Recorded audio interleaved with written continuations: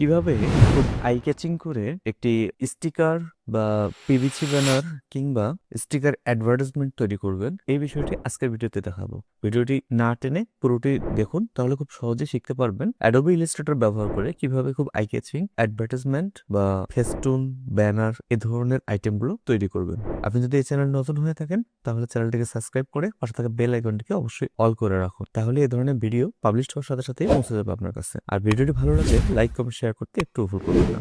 তাহলে চলুন শুরু করে আজকের ভিডিও।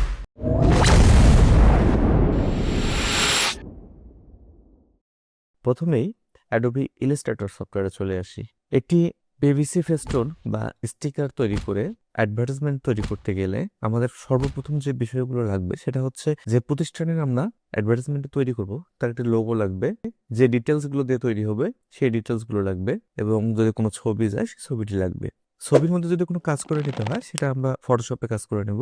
যেমন ছবির ব্যাকগ্রাউন্ড চেঞ্জ যদি করা লাগে এটা ফটোশপ থেকে করতে পারি কিংবা অনলাইন থেকে করে ফেলতে পারি। আমি পুরো কাজটি ইলাস্ট্রেটরে দেখাচ্ছি, তাই ফটোশপের কোনো কাজ আজকে ভিডিওতে দেখাচ্ছি না। যদি ফটোশপের কোনো কাজ আপনার প্রয়োজন হয় তাহলে আমার পূর্বের ভিডিওগুলো দেখে আসবেন। আজকে এইরকম একটি ডিজাইন আমরা তৈরি করতে যাচ্ছি। তাহলে এরকম ডিজাইন তৈরি করতে গেলে আমাদের যে জিনিসগুলো দরকার সেই জিনিসগুলো আমরা এখানে নিয়ে নিয়েছি। যেমন এখানে ডিটেলস গুলো আছে, এখানে একটি লোগো আছে এবং একটি ছবি নেওয়া আছে। ছবিটার আমার ব্যাকগ্রাউন্ড রিমুভ করা আছে। এখন আমাদের মেইনলি যে কাজটা করতে হবে সেটা হচ্ছে যে সাইজে আমাদের ডিজাইনটি তৈরি হবে এক্সাক্ট সেই সাইজের একটা আর্টবোর্ড নিয়ে নেওয়া। তো যেহেতু এই জিনিসগুলো আমি অলরেডি অ্যাডোবি ইলাস্ট্রেটর ওপেন করে রেখেছি, তো এই অবস্থায় আমি আর্টবোর্ডটা কেমন করে নেব? আমি সাধারণত ভিডিও শুরুতেই দেখাই যে আপনি নতুন আর্টবোর্ড নিয়ে কাজ শুরু করবেন। তো এখানে যেহেতু আমরা আর্টবোর্ডটি নেওয়া আছে, এই আর্টবোর্ডটিকেই আমরা এখন সাইজ করে নেব। তার জন্য আমরা যে কাজটা করব, দেখুন এখানে টুল প্যানেলে চলে আসবে। এখানে আর্টবোর্ড নামে একটি টুল আছে। এই আর্টবোর্ড টুলের মধ্যে ক্লিক করলে আপনি উপরে দেখতে পাবেন কিছু সাইজ নেওয়ার জন্য জায়গা চলে এসেছে। এখানে পরে যে জায়গাটা আছে সেটি হচ্ছে সাইজের ওয়াইড যে সাইজটা, এই সাইজটা নেওয়ার জায়গা, এবং এইস এর পরে যে জায়গাটি আছে এটা হচ্ছে হাইটে যে সাইজটা হবে সেই সাইজটি নেওয়ার জায়গা। তো এখানে সাইজের পরে পিটি দেখাচ্ছে অর্থাৎ পয়েন্ট। তো আমরা এটাকে ইঞ্চি করে নেব। ইঞ্চি করার জন্য যেটা করব, কিবোর্ড থেকে কন্ট্রোল আর প্রেস করলে এখানে রুলারটা চলে আসবে। এই রুলারের মধ্যে রাইট বাটন ক্লিক করে এখানে ইঞ্চিতে ক্লিক করে দিলে দেখুন এখানে ইঞ্চি চলে এসেছে। আমরা সাধারণত পিভিসি ফেস্টুন বা স্টিকার এটা 1.5 ফিট 2 ফিটে করে থাকি। এটাও আমি 1.5 ফিট 2 ফিটের মধ্যে করে নিচ্ছি, অথবা এটা আপনারা 2 ফিট 3 ফিট করতে পারেন, অথবা যে কোনো সাইজ আপনাদের যেটা প্রয়োজন সেই সাইজটা করতে পারেন।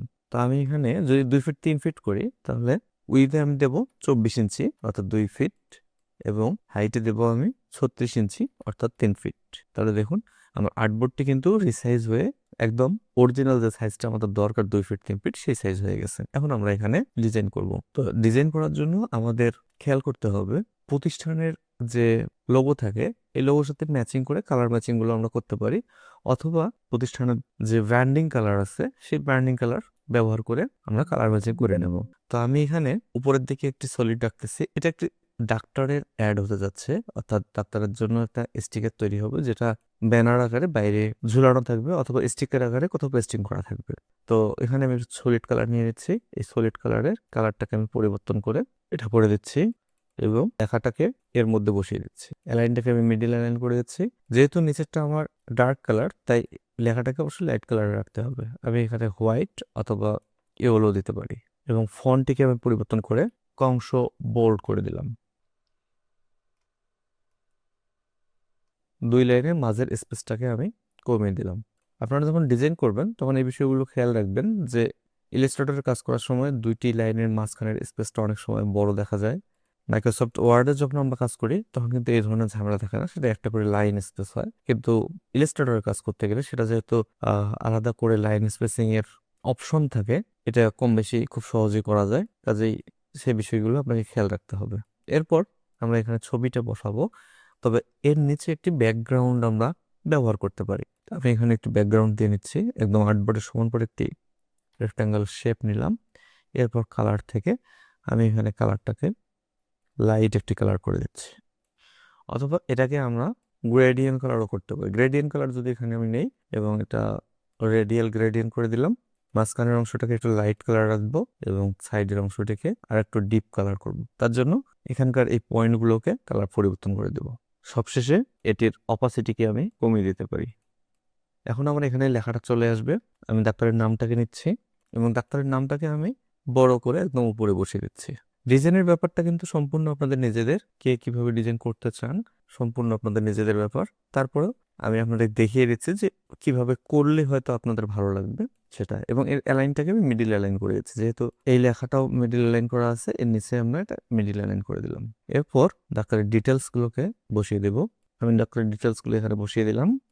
এখন দেখুন ডাক্তারের যে ছবিটা আমি বসিয়েছি এখানে, এতে কিছু অংশ আমার বাইরে চলে গেছে। এটিকে আমি রিমুভ করব কিভাবে? আমি ঠিক আর্টবোর্ডের যে বরাবর আমি রাখতে চাই সেই বরাবর একটি রেক্ট্যাঙ্গেল শেপ নিয়ে নেব এবং ছবিটাকে ঢেকে দিয়ে এরপর এই ছবি এবং এই রেক্ট্যাঙ্গেল শেপ একসঙ্গে সিলেক্ট করে জাস্ট ক্লিপিং মাস্ক করে দেবো, মেক ক্লিপিং মাস্ক। তাহলে দেখুন আমার বাইরের অংশটি রিমুভ হয়ে গেছে। এই কাজটি অন্যভাবেও করা যায়, তো এখানে এভাবে করাটাই হচ্ছে বেশি সহজ, তাই এভাবে করলাম। এরপর নিচে আমি আরেকটি শেপ নিয়ে নিচ্ছি। এখানে আমি হচ্ছে প্রতিষ্ঠানের অ্যাড্রেসগুলো ইউজ করব। এই শেপের উপরে আমি আরো একটি শেপ নিয়ে নিচ্ছি।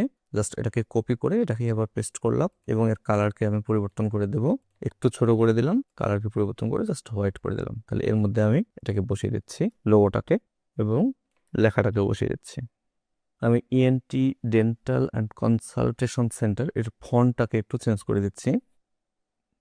এই ফন্টটা রাখলাম। এখন দেখুন আমি এই দুটো লেখাকে কিন্তু আলাদা আলাদা করে নিয়েছি। এখন এখানে আমি একটি স্ক্রিপ্ট ব্যবহার করব, অর্থাৎ এই দুই মাথা সমান করার জন্য আমি এখানে বড় করে সমান করতে পারি, কিন্তু এটা খুব সহজে করা যায় একটা স্ক্রিপ্ট ব্যবহার করে। ফাইলে এসে স্ক্রিপ্টে এসে আপনারা যদি টেক্সট ব্লকে ক্লিক করেন দেন এটাকে ওকে করে দেন, তাহলে দেখুন দুটো লেখা কিন্তু একদম সমান হয়ে চলে এসেছে।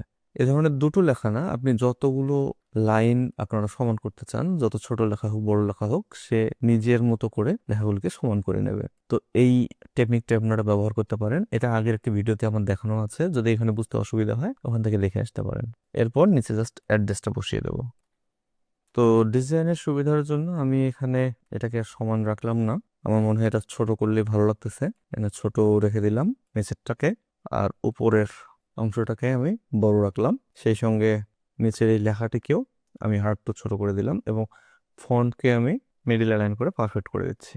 তো এই জিনিসগুলো আপনারা নিজেরা সুন্দরভাবে করবেন। কালারের যে বিষয়টা, আমি এখানে কালারটাকে একটু পরিবর্তন করে দিচ্ছি, কারণ কালারটা আমার কাছে খুব একটা ইউনিক লাগতেছে না।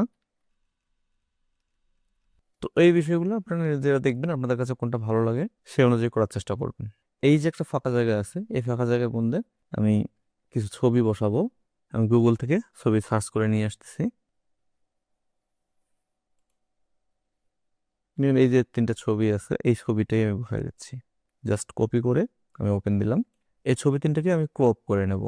তো ইলাস্ট্রেটরে এই জিনিসটা আপনারা কিভাবে করবেন আমার আগের একটা ভিডিওতে এটা দেখানো আছে, আপনারা চাইলে দেখতে পারেন। খুব সহজে এটা করতে পারেন। জাস্ট ইলিপস টুল নিয়ে যেটুকু ক্রপ করতে চান সে বরাবর একটা শেপ নিয়ে নেবেন এবং আমি যেহেতু তিনটাকে ক্রপ করবো, আমি তিনটের মধ্যে এই শেপটা নিয়ে নিলাম। এরপর জাস্ট সিলেক্ট করে ফাইল থেকে এসে স্ক্রিপ্টে এসে পাজল ক্লিপার নামে একটা স্ক্রিপ্ট আছে, এই স্ক্রিপ্টে ক্লিক করে দিলেই দেখুন এটা আপনার তিনটা আলাদা আলাদা সুন্দরভাবে ক্রপ হয়ে গেছে। তো এই জিনিসটা আপনারা খুব সহজেই ব্যবহার করতে পারেন। আমার মনে হয় এই ধরনের স্ক্রিপ্ট যদি আপনারা ব্যবহার করেন নিয়মিত, তাহলে আপনাদের কাজের গতিও বাড়বে এবং খুব সহজে আপনারা কাজগুলো করতে পারবেন।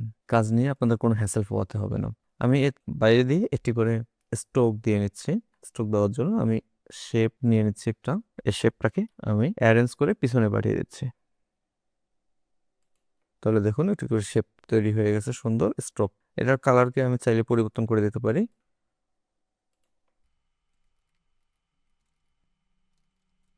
আমি তিনটির পিছনেই স্ট্রোকটি দিয়ে নিলাম, আশা করি বুঝতে পেরেছেন। তাহলে ডিজাইনটা কিন্তু আমাদের কমপ্লিট হয়ে গেছে। এখন ডিজাইনটা যদি আমরা মক আপ করি তাহলে দেখতে পাবো ডিজাইনটি আমাদের ফাইনাল লুকে কিভাবে চলে আসবে। তো মক আপ করার জন্য প্রথমে আমরা ফাইলটি সেভ করে নিলাম, এরপর এটিকে আমরা জেপিজিতে বা পিএনজিতে সেভ করে নেব মক আপে ব্যবহারের জন্য, অথবা সরাসরি ব্যবহার করা যায়, কোনো সমস্যা নেই। তারপরও আমি জেপিজি করে নিচ্ছি। জাস্ট ফাইলে এসে এক্সপোর্টে এসে এক্সপোর্ট অ্যাজে ক্লিক করব, দেন এটাকে আমি সেভ করে নিচ্ছি। এরপর আমরা ফটোশপে চলে যাব। ফটোশপে এসে আমরা একটু মক আপ ফাইল ওপেন দেব। আপনারা অনলাইনে সার্চ করলে বিভিন্ন ধরনের মক আপ ফাইল দেখতে পাবেন। এই মক আপের মধ্যে আমি আমার ডিজাইনটাকে নিয়ে এসে বসাবো। তার জন্য এখানে এই যে ডিজাইন নামে যে লেয়ারটা আছে, এই লেয়ারে ডাবল ক্লিক করলে মকআপ বসানোর জায়গা চলে এসেছে। আমি জাস্ট ইমেজটাকে নিয়ে এসে এখানে বসিয়ে দিচ্ছি।